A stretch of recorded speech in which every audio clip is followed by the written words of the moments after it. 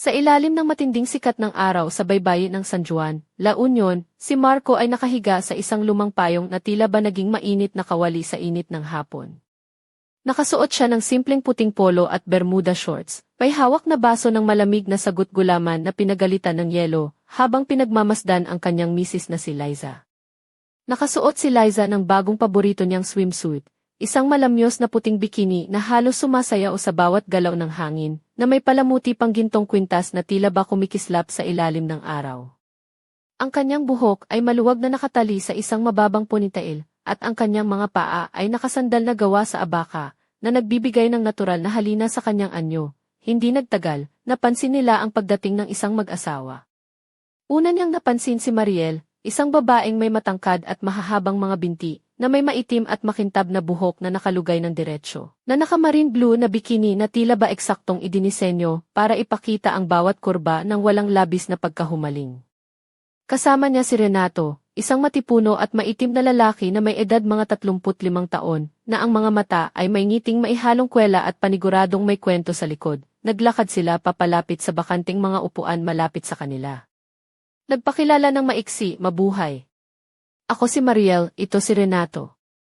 Galing kami dito sa Baguio, nagbakasyon ng walang mga anak. Kailangan din minsan magpahinga para sa sarili, di ba?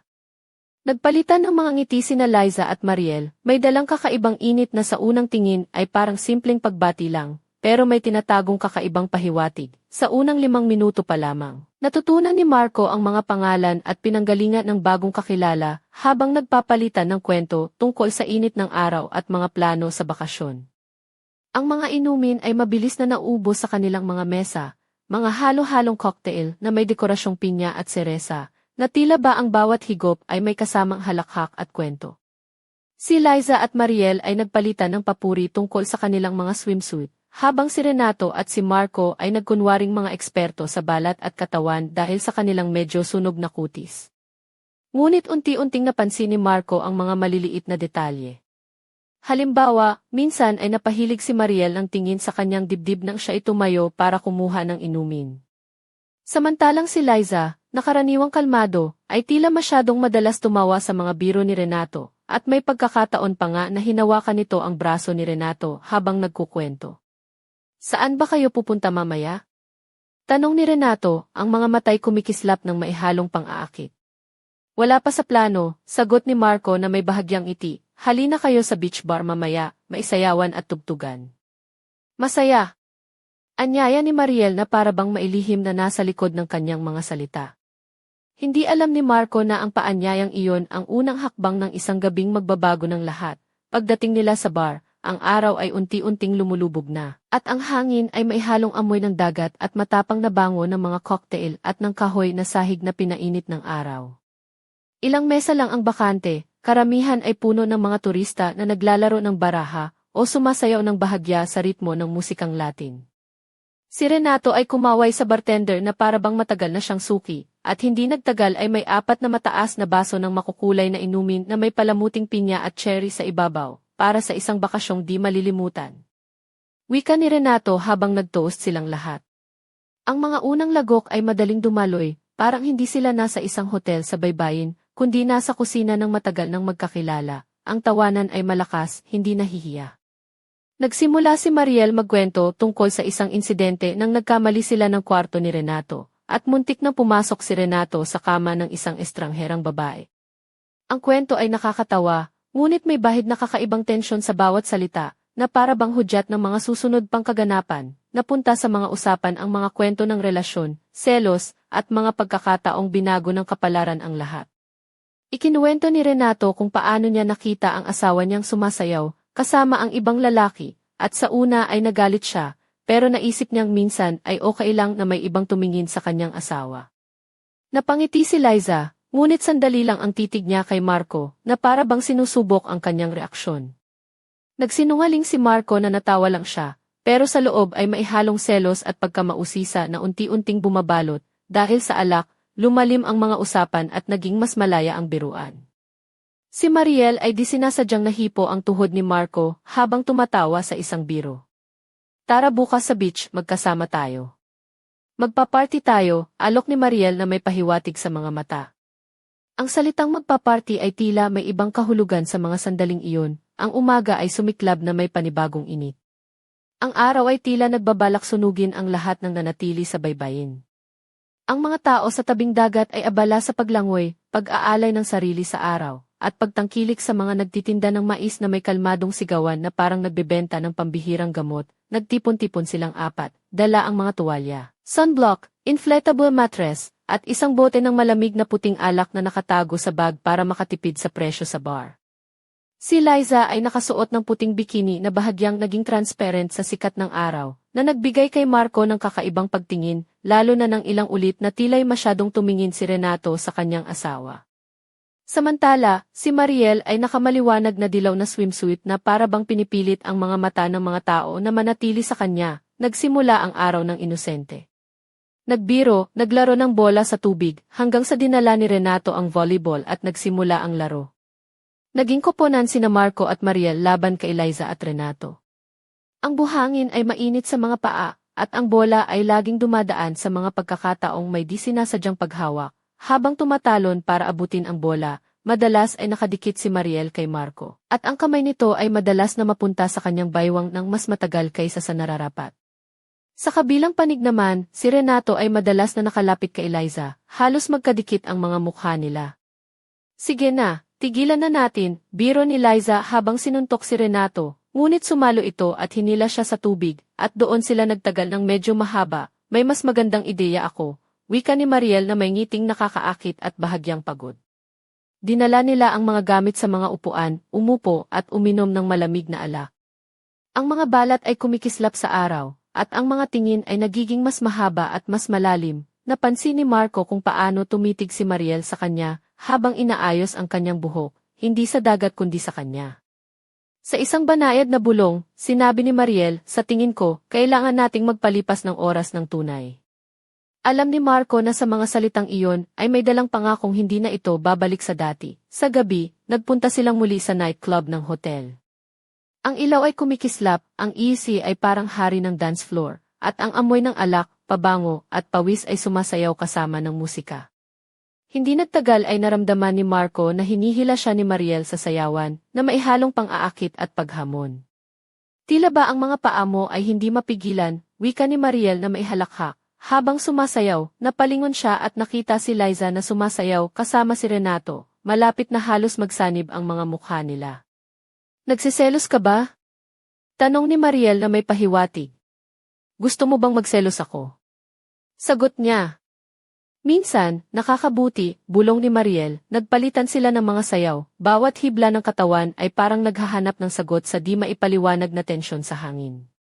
Sa huli ng gabi, nilapitan siya ni Mariel at mahina ang boses, may isang baliw na plano ako, pero para lang ito sa mga hindi takot lumabag sa mga batas. Natahimik si Marco, at naramdaman ang isang init na hindi niya maipaliwanag, isang halong tukso at takot. Nagbalik sila sa mesa, at ang mga mata nila ni Renato ay nagtugma, matapang, walang alinlangan, at mailihim. Halina, wika ni Mariel, at lahat sila'y tumayo. Sa elevator, walang nagsalita kundi ang mga paghinga at mga tingin na puno ng pangunawa at pagpayad. Hindi sila pumasok sa sariling mga kwarto. Pumunta sila sa kwarto ni Mariel at Renato. Ang ilaw ay mahina at ang hangin ay maihalong alat ng dagat at tamis ng mga tropikal na prutas. Ang pinto ay dahan-dahang nagsara at ang tunog nito ay parang pagbubukas ng pinto sa isang mundong hindi na mapagbabalikan. Tumalikod si Mariel kay Marco, ang mga mata niya ay seryoso, puno ng determinasyon. Lumapit siya, inilagay ang mga kamay sa liig ni Marco, dahan-dahang hinalikan siya. Una ay malumanay, pagkatapos ay mas malalim, habang ang kanyang hininga ay naging mainit at magaspang. Nararamdaman ni Marco ang init ng balat ni Mariel, ang lambot ng bahagyang hubad niyang balikat, at ang hugis ng kanyang baywang na hinahawakan niya ng mahigpit. Ang mga daliri niya ay dumulas pababa sa likod ni Mariel, hinila siya ng mas malapit. Lumalakad sila sa isang sayaw ng init at pagnanasa, na tila ba ayaw nilang makaligtaan ang kahit isang saglit. Sa isang sandali ay sumagi sa isip ni Marco, na saan kaya si Liza ngayon? Agad niyang itulak si Mariel palayo, iniwan ang init na iyon, at lumabas ang isang kakaibang sensasyon, isang halo ng saya at pagkabahala. Lumapit si Mariel, tumitig sa mga mata ni Marco, at mahina ang bulong, relax ka lang, ngayong gabi. Pwede ang lahat. Dinala siya ni Maria sa pagdilim ng gabi sa bayan ng Vigan, Ilocos Sur. Naglakad si Marco sa makitid na kalye, patungo sa kanyang tinutuluyang pension house. Ang malamlam na ilaw ng gas lamps ay nagbigay ng malambing na anino sa mga lumang bahay na bato, habang ang malamig na simoy ng hangin mula sa karatig na Abra River ay sumasalubong sa kanya. Sa dibdib ni Marco ay isang mabigat na halo ng pag-aalinlangan at pagnanasa, na parang apoy na unti-unting naglalagablab sa dilim ng gabi. Nakatayo siya sa harap ng maliit na calf na tinatawag nilang dagat at alon, kung saan gabi-gabi silang nagkikita ni Liza, Mariel at Renato noong bakasyon. Sa labas, ang mga upuan ay tinakpan ng mga telang kulay asul, at ang maliliit na ilaw ay kumikislap tulad ng mga bituin sa langit. Ang calf ay puno ng alaala, tawanan, lihim na mga titig, at mga pangakong hindi pa nasasabi. Pumasok si Marco, at agad niyang nakita ang tatlo sa isang sulok na may ilaw ng kandila. Si Liza ay nakadress na pula, mahigpit ngunit eleganteng nakaporma sa kanyang katawan na pinagtibay ng manipis na pulseras na gawa sa ginto at isang pares ng simpleng hikaw na kumikislap sa ilalim ng ilaw. Ang kanyang mga mata ay tila mailihim na apoy na hindi mawari at ang kanyang mga labi ay bahagyang nakatungo sa gilid na parang naghihintay ng isang sagot. Si Mariel naman ay suot ang isang malambot na asul na blouse na bahagyang bumabalot sa kanyang balikat, at maikling palda na nagpapakita ng mahabang hita na tila ba pinagpala ng diyosa ng dagat. Ang kanyang buhok ay maluwag at parang alon ng dagat na sumasayaw sa bawat galaw nito. Si Renato ay nakabarong Tagalog na maihawak na baso ng malamig na San Miguel Pale Pilsen, at ang kanyang mukha ay nagpapakita ng isang lalaking may maraming nalalaman, ngunit may mga lihim na hindi pa niya inilalantad. Salamat sa pagpunta. Malumanay na sabi ni Liza, habang tinitingnan si Marco na parang gustong malaman ang bawat lihim sa kanyang isipan. Hindi tayo nagkita mula nang umalis tayo ng hotel, nga, sagot ni Marco, na may bahagyang ngiti, ngunit may tensyon pa rin ang kanyang mga mata. Parang isang panaginip lang ang lahat, habang nag-uusap, napansin ni Marco ang palihim na pagtingin ni Mariel kay Liza, at ang mga titig ni Renato kay Marco. Ang hangin sa calf ay puno ng hindi masabi ngunit matinding enerhiya, na parang isang maingat na sayaw ng mga damdamin na hindi pa handang lumabas. Naalala mo ba nung huling gabi sa beach? Tanong ni Mariel na may bahagyang ngiti sa mga labi, ngunit ang mga mata ay matalim na parang nagbabantay. Na parang may nangyari na hindi natin sinasadya, pero hindi rin natin maitatanggi. Si Marco ay tumango, habang ang kanyang mga kamay ay bahagyang nanginginig.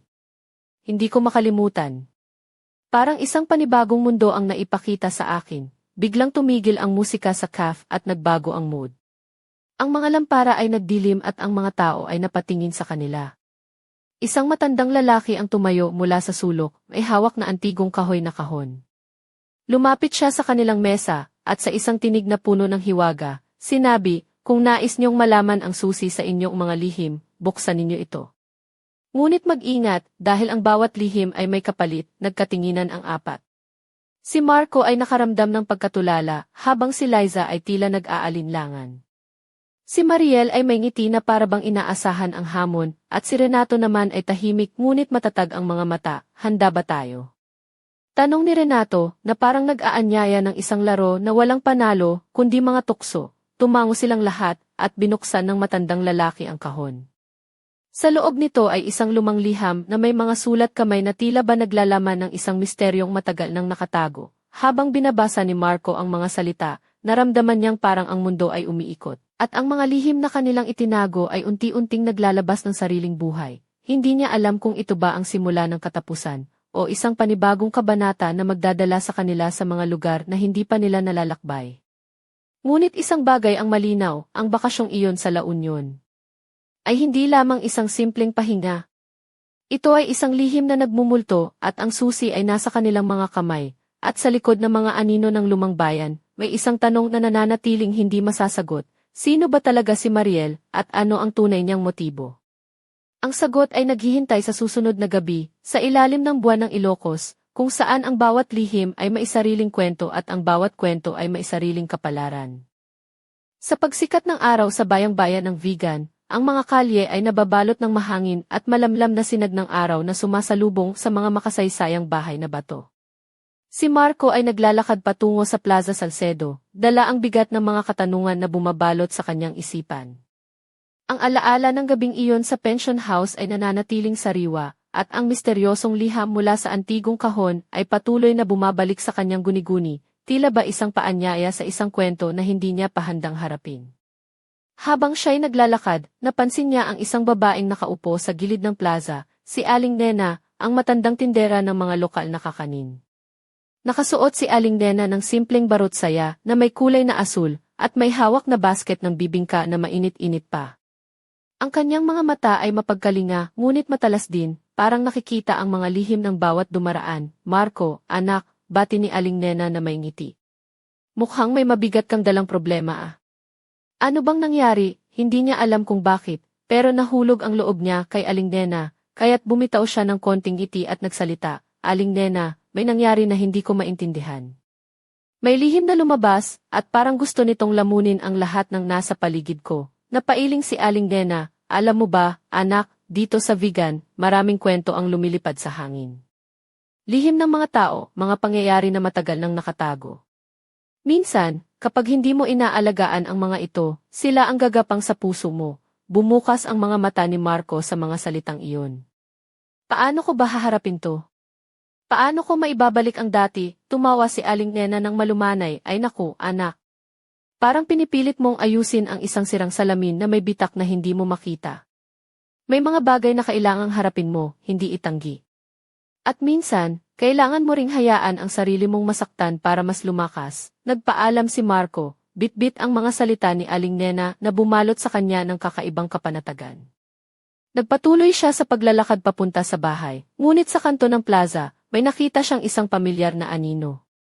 Si Mariel, na tila ba nagmamasid mula sa dilim, nakablusa na mapusyaw na rosas, at may mahabang palda na sumasayaw sa hangin. Marco, tawag ni Mariel na may tinig na puno ng lambing at bahagyang pang-aakit.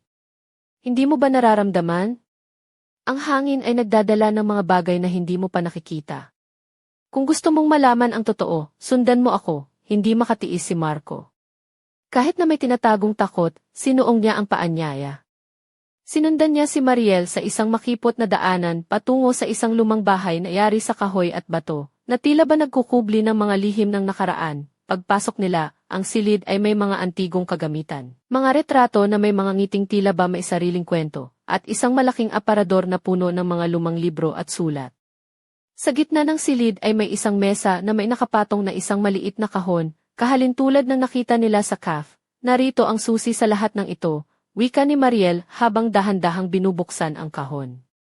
Sa loob nito, isang lumang dayari na may mga pahina na may mga sulat kamay, larawan, at mga simbolo na hindi maintindihan ni Marco. Habang binabasa ni Mariel ang mga salita, napansin ni Marco ang pagbabago sa kanyang mukha. Ang mga mata ni Mariel ay nagningning, ngunit may halong lungkot at determinasyon. Ang kwento na ito, sabi ni Mariel, ay hindi lang tungkol sa atin. Ito ay tungkol sa isang pamilya na nagtatago ng isang lihim ng maraming henerasyon. At ngayon, tayo ang mga tagapagdala nito. Naramdaman ni Marco ang bigat ng mga salitang iyon. Ano ang ibig mong sabihin? Ano ba talaga ang nangyayari? Hindi lahat ng bagay ay nakikita sa ibabaw, tugon ni Mariel. May mga bahagi ng ating mga buhay na kailangang buksan, kahit masakit, para maunawaan ang buong larawan. At ang lihim na ito ay maaaring magbago ng lahat. Biglang may kumatok sa pinto. Ang boses sa likod ay pamilyar at malamig. Si Renato, na may hawak na ilaw ng kandila. Oras na para malaman natin ang buong katotohanan, sabi niya habang pumasok sa loob. Nagtitigan silang tatlo, at sa sandaling iyon ay naramdaman ni Marco na ang kanilang mundo ay unti-unting nagiging isang entablado ng mga lihim, tukso, at kapalaran na hindi nila pwedeng baliwalain. Habang bumababa ang ilaw, at ang mga anino ay nagsasayawan sa mga pader ng lumang bahay, nagtanong si Marco sa sarili, handa ba ako sa katotohanan ito? At ano ang magiging kapalit ng bawat desisyong gagawin namin? Sa likod ng bawat lihim ay may kasinungalingan, at sa likod ng bawat kasinungalingan ay may katotohanang naghihintay na masilayan, at ang kwento ay nagsisimula pa lamang. Sa mga unang sinag ng umaga, ang hangin sa Vigan ay may dalang malamig na simoy na tila ba nagpapahiwatig ng panibagong simula. Ngunit sa puso ni Marco, ang gabi sa lumang bahay ay nag-iwan ng mga tanong na hindi agad masagot. Habang naglalakad siya papunta sa kanilang maliit na bahay, ang mga kalye ay puno ng mga nagtitinda ng mga puto, bibingka, at iba pang kakanin na maihalimuyak na umaabot hanggang sa kanyang ilong. Nakita niya si Liza na nakaupo sa gilid ng bintana, nakaputing damit na may mga bordang floral, at ang kanyang buhok ay maluwag na bumabagsak sa kanyang balikat. Ang kanyang mga mata ay tila naglalaman ng mga lihim na gustong ibahagi, ngunit may takot ring nakatago. Sa kanyang mga daliri ay may hawak na tasa ng mainit na kape, na unti-unting nagpapainit sa paligid. Magandang umaga, Marco, wika ni Liza, may banayad ng ngiti. Magandang umaga, Liza, tugon niya. Kahit na ang kanyang puso ay parang naglalaro sa pagitan ng katotohanan at pagdududa. Gusto kong pag-usapan natin ang nangyari, sabi ni Liza, habang nakatingin sa malayo, hindi na natin pwedeng baliwalain pa. Ang mga lihim na iyon ay unti-unting sumisira sa atin, tahimik silang nag-usap, at habang gumugulong ang mga salita, unti-unting lumilitaw ang mga katotohanan na matagal na nilang itinago sa sarili. Samantala, sa isang tabi ng bayan, si Mariel ay naglalakad papunta sa simbahan ng San Agustin. Nakasuot siya ng maikling itim na damit na may malambot na tela na dumadaloy sa bawat hakbang, at ang kanyang mga mata ay puno ng determinasyon. Sa kanyang mga kamay ay may maliit na sobre na may tatak ng isang lumang pamilyang kilala sa bayan. Sa loob ng simbahan, nagdasal siya ng taimtim, humihiling ng lakas upang harapin ang mga susunod na hamon. Alam niyang hindi na ito tungkol sa isang simpleng bakasyon o lihim ng pag-ibig, ito ay isang laban para sa katotohanan at para sa kalayaan ng kanilang mga puso. Paglabas niya ng simbahan, nakatagpo niya si Renato na tila ba nag-aabang. Handa ka na ba? Tanong ni Renato na may seryosong titig. Hindi ako sigurado, sagot ni Mariel, pero kailangan nating gawin ito. Habang sila'y naglalakad sa makitid na daan, ang mga anino ng gabi ay unti-unting naglalaho. Ngunit ang mga anino sa kanilang mga puso ay nananatiling malalim at hindi madaling mabura. Sa bahay nila Marco, habang naglalagay siya ng mga gamit sa mesa, napansin niya ang isang envelope na nakalagay sa ibabaw ng kanyang lamesa. Wala itong nakasulat na pangalan, ngunit alam niyang ito ay para sa kanya. Binuksan niya ito at nakita ang mga larawan ng apat nilang magkakasama sa beach. Mga eksena na punong-puno ng saya, ngunit may kakaibang pakiramdam sa bawat larawan. Sa likod ng mga ito ay nakasulat ang isang maikling mensahe, ang bawat lihim ay may kapalit.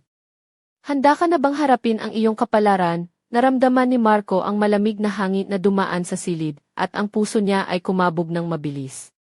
Sa likod ng bawat ngiti at tawa, may mga tanong na kailangang sagutin, at isang mundo ng misteryo na naghihintay na mabuksan. Sa isang sulok ng bayan, tahimik na nagmamasid ang isang matandang babae, si Aling Nena.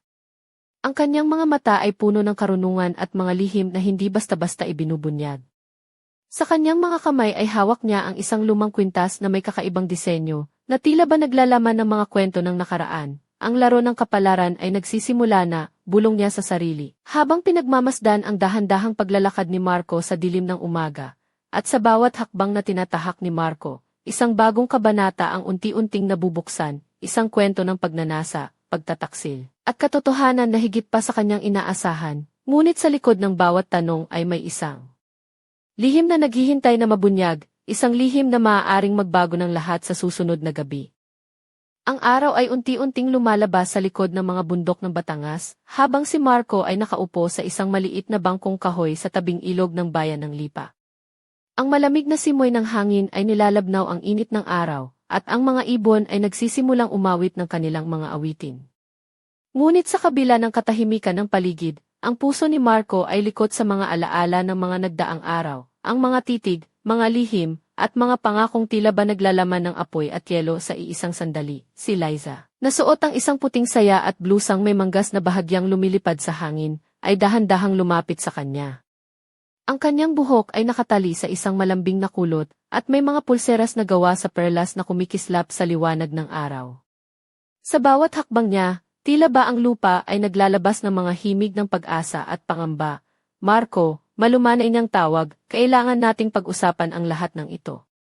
Hindi na natin pwedeng takasan ang mga nangyari. Tumingin si Marco sa mga mata ni Liza, na puno ng kalungkutan, ngunit may halong tapang. Alam ko, Liza. Pero paano natin haharapin ang lahat ng ito? Ang mga lihim, ang mga tukso, at ang mga sugat na hindi pa gumagaling, ngumiti si Liza ng bahagya. Minsan, ang pagsagot sa mga tanong ay hindi sapat. Kailangan nating harapin ang katotohanan, kahit na masakit. Habang sila'y nag-uusap, napansin nila ang isang matandang lalaki sa kabilang dulo ng ilog, si Mang Delfin, ang tagapangalaga ng mga kwento at alamat ng bayan. Nakatayo siya sa tabi ng isang malaking kahoy na puno, hawak ang isang lumang kahon na may ukit na mga simbolo. Lumapit si Mang Delfin, narinig ko ang usapan ninyo.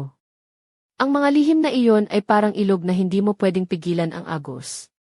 Ngunit tandaan ninyo, may mga bagay na hindi dapat kalimutan, at may mga bagay na kailangang harapin upang makalaya.